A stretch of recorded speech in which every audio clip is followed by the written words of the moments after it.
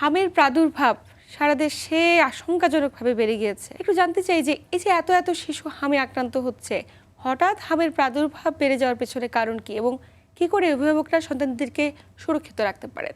হাম আসলে আমাদের দেশে কিন্তু অনেকটা নিয়ন্ত্রণে ছিল, কিন্তু রিসেন্টলি আমরা আউটব্রেক দেখতে পাচ্ছি এবং আউটব্রেকটা আসলে অনেক জায়গায় হচ্ছে, এখন অ্যাপিডেমিকের পর্যায়ে চলে যাচ্ছে। এবং দুঃখজনক বিষয় হলো যে অনেক শিশুর অলরেডি মৃত্যু হয়ে গেছে। তো এরকম নিয়ন্ত্রিত একটা রোগ আবার চলে আসলো, এটা আমাদের জন্য একটা দুর্ভাগ্যজনক ব্যাপার।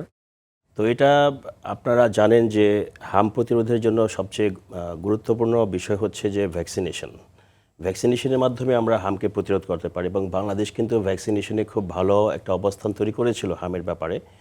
কিন্তু রিসেন্টলি যে আউটব্রেকটা হলো, এখন আসলে এখানে কোন পর্যায়ে ফল্ট হলো, যে এটা কি ভ্যাকসিনের কোয়ালিটির কোনো প্রবলেম হয়েছিল নাকি ভ্যাকসিন ডেলিভারি যারা দিয়েছে তাদের কোনো সমস্যা হয়েছিল, তো এটা অ্যাকচুয়ালি একটা ইনভেস্টিগেশনের ব্যাপারে কেন এটা হলো। তো ভ্যাকসিনেশনে কোনো পর্যায়ে কোনো ধরনের সমস্যার কারণে হয়তো বা এই বাচ্চাদের ইমিউনি স্ট্যাটাসে বড় ধরনের ঘাটতি হয়েছে, যে কারণে এই রোগটা আবার দেখা যাচ্ছে।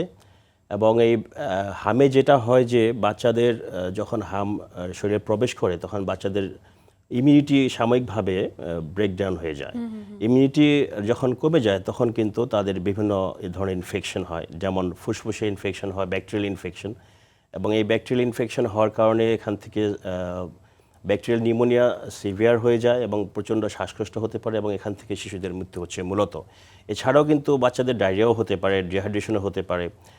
তবে এবারকার হামে ডায়রিয়া ডিহাইড্রেশনের মৃত্যুর চাইতে যেটা বেশি নোটিস করা যাচ্ছে যে বাচ্চাদের সেকেন্ডারি ব্যাকটেরিয়াল নিউমোনিয়াতে মৃত্যুটা বেশি হচ্ছে। এই যে সেকেন্ডারি ব্যাকটেরিয়াল নিউমোনিয়া, মানে কখন সতর্ক হবেন অভিভাবকরা ও নিউমোনিয়া হয়েছে কিনা কিভাবে বুঝবেন, কখন বাসায় রেখে চিকিৎসা করবেন এবং কোন ক্ষেত্রে বুঝবেন যে এটা অ্যাকিউট ইমার্জেন্সি, হাসপাতালে যাওয়াটা অত্যন্ত জরুরি? তো হামের জীবাণু যখন শরীরে প্রবেশ করে, এটা হাম সাধারণত এটা ড্রপলেট ইনফেকশন হয়, বাতাসের মাধ্যমে বাচ্চাদের শ্বাস প্রশ্বাসের মাধ্যমে শরীরে প্রবেশ করার পরে বাচ্চাদের জ্বর আসতে পারে, সেই সাথে তাদের কনজাংটিভাইটিস হতে পারে, চোখ লাল হয়ে যেতে পারে এবং স্কিনে র্যাশ আসতে পারে। সাধারণত চতুর্থ দিন বা পরে র্যাশ আসে স্কিনে, জ্বর, চোখ লাল হয়ে যাচ্ছে, বাচ্চার নাক দিয়ে পানি পড়ছে এবং স্কিনে র্যাশ আসছে।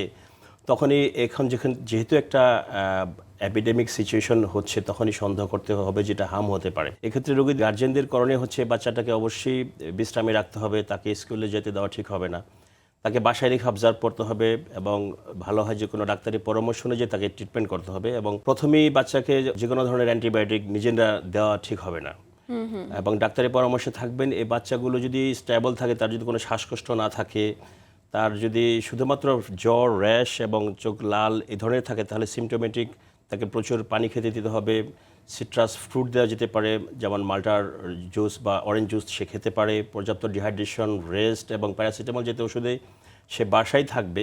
যদি এই বাচ্চার কখনো দেখা যাচ্ছে যে শ্বাসকষ্ট শুরু হয়, হয়তো বুকের, আমরা যদি রেসপিরেটরি রেট বলি, যে মায়েরা হয়তো বলে যে শ্বাস প্রশ্বাস দ্রুত হচ্ছে, তার কিছুটা শ্বাসকষ্ট হচ্ছে, এই ধরনের সিচুয়েশন হলে অবশ্যই, বা প্রচণ্ড ডায়রিয়া হচ্ছে, তার হয়তো সাথে ভমিটিংও হচ্ছে, এই ধরনের বাচ্চাদেরকে অবশ্যই বাসায় রাখা যাবে না। তো সেক্ষেত্রে হসপিটালাইজ করতে হবে, আর্লি হসপিটালাইজেশন করতে হবে।